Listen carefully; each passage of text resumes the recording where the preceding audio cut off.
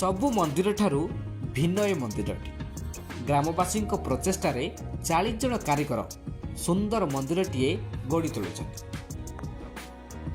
बालेश्वर जिला सिमुला ब्लॉक कन्हेमिंदा ग्राम में अवस्थित माँ दशभुजा मंदिर। माँ पोखरी भितर एक नूतन लक्ष्मीनारायण मंदिर निर्माण करा जायछि। मंदिर को प्रवेश कला बेले बाम पार्श्वर अवस्थित गणेश मंदिर एवं डाहाण पार्श्वर अछंती वीर हनुमान मंदिर एवं ता सांगकु कल्पतरु आश्रम मध्य करा जायछि।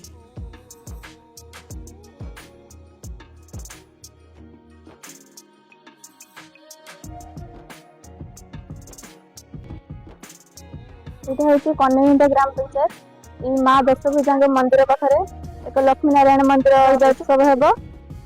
এখানে বহু সাজসজ্জা হয়েছে। এটি পাখে এক হনুমান মন্দির উপস্থিত আছে। এই মন্দিরের চারিপাখে ফুল গছ লগা হয়েছে। এর মুখ্য উৎস হচ্ছে এক মন্দিরটি এক পোখরী উপরে অবস্থিত আছে।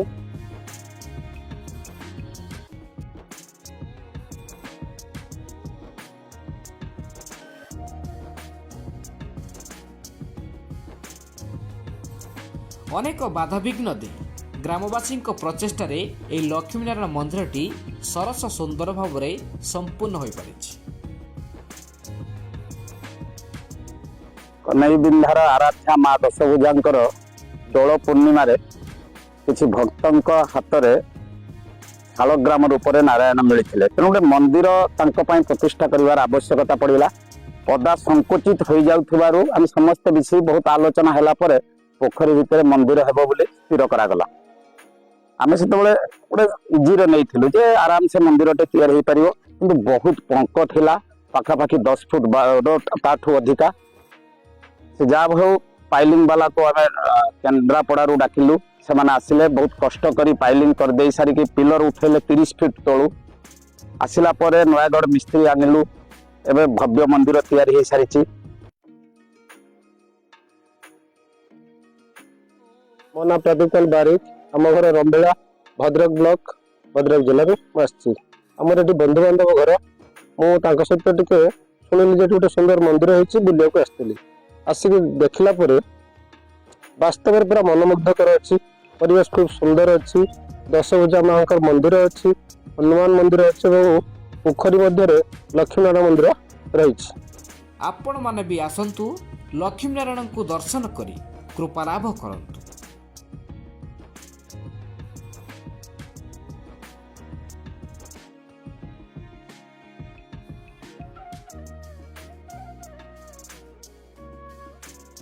माँ दशभुजा आशीर्वाद एठिका ये अंचल लोक मानकर अभिलाष और इच्छा माँ दशभुजी पूरण कर दयारु कृपारू हनुमान मंदिर एवं आम लक्ष्मीनारायण मंदिर एवं जो आम जो विग्रह पाई आम जो शालग्राम एक लक्ष्मीनारायण रूप एक मंदिर प्लस कल्पतरु आश्रम गणेश मंदिर विभिन्न ठाकुर अनुष्ठान ये अनुष्ठित होती। ये हूँ आम कन्हैबिंधा ग्राम पंचायत गोटे दशभुजा मंदिर अच्छी से आम दशभुजा मंदिर पाखे गोटे विराट बड़ पोखरी अच्छी।